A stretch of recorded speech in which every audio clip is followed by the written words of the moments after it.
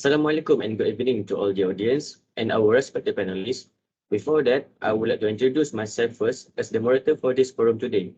My name is MOHD HUZAIFAH, the Student Council of UPNM. Ladies and gentlemen, first and foremost, I would like to thank you for allocating your time for our forum today. And now, I would like to introduce our panelists. We have two panelists with us today. First panelist is Mr. ZAHIN, the President of Nature Club of UPNM, and our invited guest, second panelist, Mr. RAFIQI, the researcher of climate change. With our respected panelists here, it is sure a great day to discuss about the Sustainable Development Goals, which also known as the Global Goals, which were adopted by all United Nations member states in 2015 as a universal call to action to end poverty, protect the planet, and ensure that all people enjoy peace and prosperity in 2030. As for our topic today regarding the global goals, we will be discussing about the impact on climate change. For your information, global temperatures rose about 1.98 Fahrenheit from 1901 to 2020, but climate change refers to more than an increased temperature. It also includes sea level rise, changes in weather patterns like droughts and flooding, and much more. Things that we depend upon and value such as water, energy, transportation, wildlife, agriculture, ecosystem, and also human health are experiencing the effects of a changing climate. To start our discussion, I would like to ask Mr. ZAHIN, what is the first thing you think about when we talk about the impact of climate change? So I would like to thank to Mr. Huzaifah, to our moderator, for give me some chance to talk about impact of climate change. So what actually happen is our food supplies depends on climate and weather condition.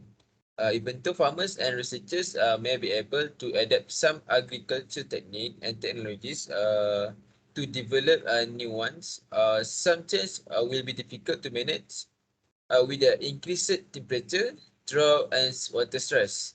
There are also some disease and weather extreme create challenge for the farmer and rancher who put foods on our table. So, human farm workers can suffer from heat related health issue, like they can have some they have illness, fever, or there may be loss a lot of water and they dehydrated. So the farmer will get exhausted, her stroke or heart attacks. This is may because of rising temperatures, and heat stress can also harm our livestock. So that's why our food supply may be decreased because of the impact of climate change. Interesting. Thank you, Mr. ZAHIN. Okay, in addition to what Mr. ZAHIN said just now, we need to prepare our food supply because current climate change can surely affect our food production in future.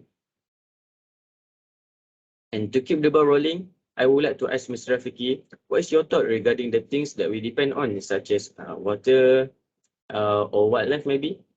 Thank you, moderator. Before I start, I first would like to express my gratitude towards the moderator for inviting us on this forum to share our knowledge about what we know.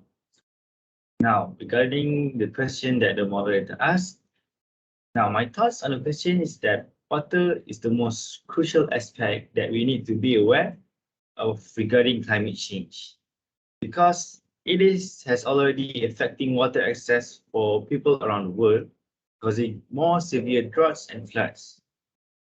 The increasing global temperatures are one of the main contributors to this problem. Now, climate change impacts the water cycle by influencing when, where, and how much the precipitation falls. It also leads to more severe weather events over time. And the increasing global temperatures causes water to evaporate in larger amounts, which should also lead to higher levels of atmospheric water vapor and more frequent, heavy, and intense rains in the coming years. Climate scientists also predict that this shift will lead to more floods since more water will fall than the vegetation and soil can absorb. The remaining water or runoff drains into the nearby waterways, picking up contaminants like fertilizer along the way. This excess runoff eventually will lead to the larger bodies of water like lakes, estuaries, and the ocean, polluting the water supply and limiting the access for humans and ecosystem. Now, imagine when fertilizers from farming washes into lakes and the ocean, they promote the rapid growth of algae. These resulting algae blooms clog coasts and waterways with clouds of green, blue, red, or brown algae. These blooms block sunlight from reaching the underwater life, thus diminishing the oxygen levels within the water. Now, toxins from the blooms can kill off fish, other aquatic animals. It can also make people sick and eventually kill humans. These toxins are especially very dangerous because they can survive purification process, making the tap water unfit to consume once it gets contaminated. Now, the algae blooms also impacts the industries that rely on the water for business, often causing the local waterfronts to shut down during those blooms. As the climate warms, harmful algae blooms happen more often and become more severe. As the ocean warms, freshwater glaciers around the world begin to melt at a very unsustainable rate. Now results in the rising sea levels. The freshwater from the melted glaciers eventually runs into the ocean, and the rising of sea levels, saltwater can more easily contaminate underground freshwater bearing rocks, which is called aquifers. A process called desalination removes the salt from the saltwater, but it is a last resort, energy-intensive, costly process, which are suitable for places where there are persistent droughts and freshwater is lacking. Examples for such places are like the Middle East, North Africa, the Caribbean. These kind of places, they use this desalination process to produce fresh water out of necessity. Now, I said a lot of things about the climate change impacts on water, but there are still things that everyone can do to lessen the impact towards the water. So some of the measures including growing our own fruits and vegetables, or you can also try buying local grown produce. Since produce is often transported to the grocery stores, from far away by trucks, which add on more carbon dioxide to the atmosphere, you can also try to walk or ride a bike instead of driving your car. Now, on a larger scale, the industry that are dependent on the fossil fuels need to make the switch to renewable, cleaner energy resources so that we can influence our planet for the better. I think that's all for my thoughts. I would like to pass back to our moderator. Great comment. Thank you, Mr. Rafiki. Okay, just like what Mr. Rafiki said just now, we need to be prepared of something bad happen because of the rise of sea level, such as flood and any others bad things that could happen. So we just need to be prepared because of this climate change. Okay, back to Mr. Zahin. Besides water, do you have any other thought on what will affect the climate change? Thank you for our moderators to give me another chance to speak. So there actually some I want to add related to our human health, due to the impact of the climate change. So actually, climate change is already impacting our human health. The change of the weather and climate patterns can put life at risk. It is one of the most deadly weather phenomena, as ocean temperatures may be rising or low. Hurricane are getting stronger and weather and become more maybe some strong wind because of the hurricane. So which can cause direct or indirect death. Dry condition lead to more wildfires. They may have some like the Australian fire, you know about that, which bring many health risks. And not also to our human, but maybe to animal habitat.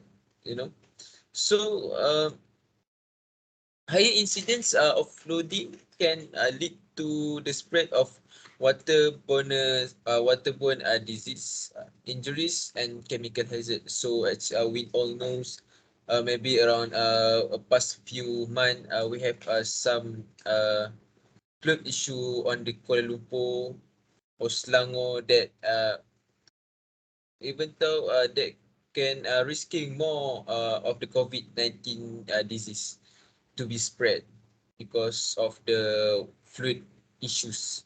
So, not only that, the high incidence of flooding can lead to the spread of, like the disease. So, as so known as chemical hazard, like that Sungai Kim Kim at Pasir Gudang, that sulfur chemical. So, as geographic range of mosquitoes and ticks expand, so there are more dengues, they can carry disease to a new location.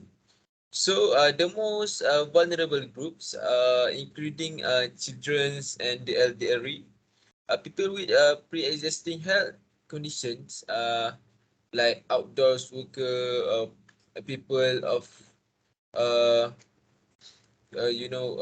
people color of maybe and people with low income, like B40 or lower, at an even higher risk due to they don't have any like place to be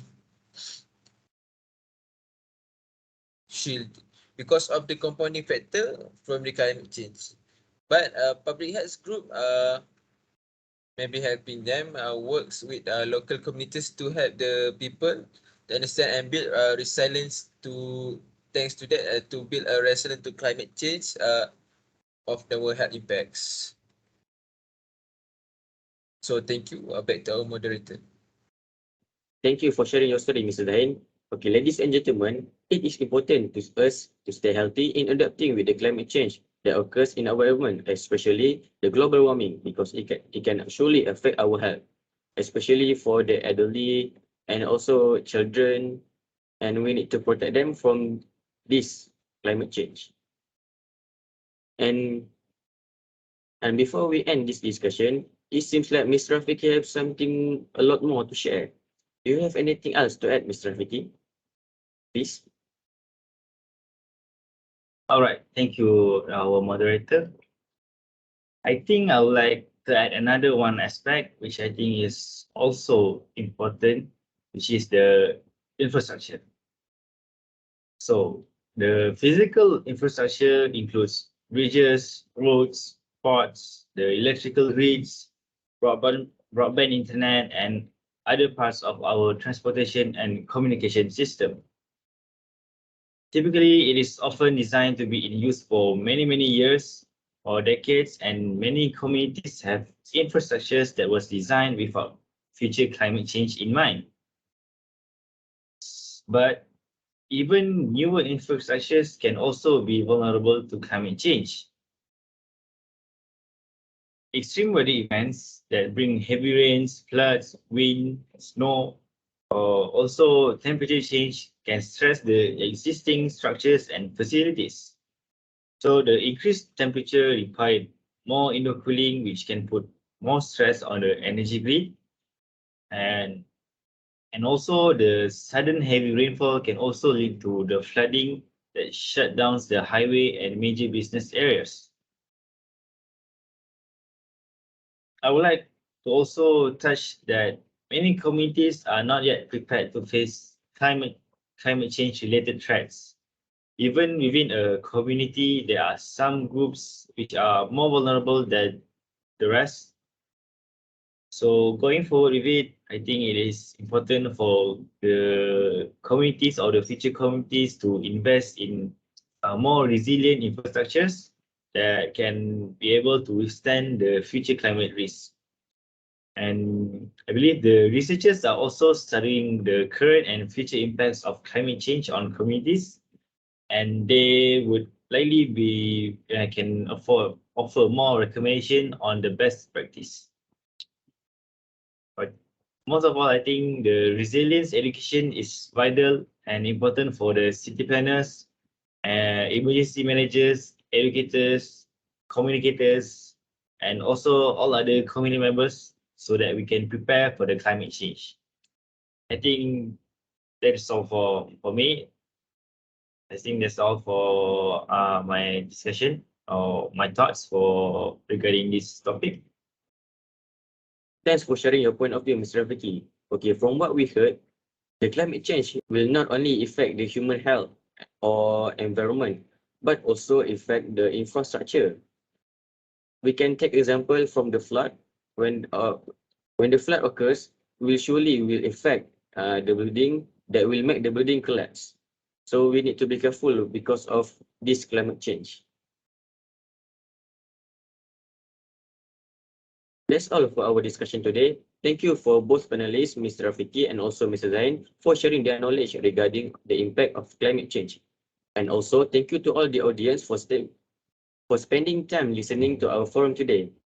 All the information that have been shared to us are surely be very useful in our life because this will increase our awareness to be more alert and observant on what happened in our surroundings, especially the world that we live in. Thank you again for this meaningful event. Hope to see you guys in our next forum or any event. Bye.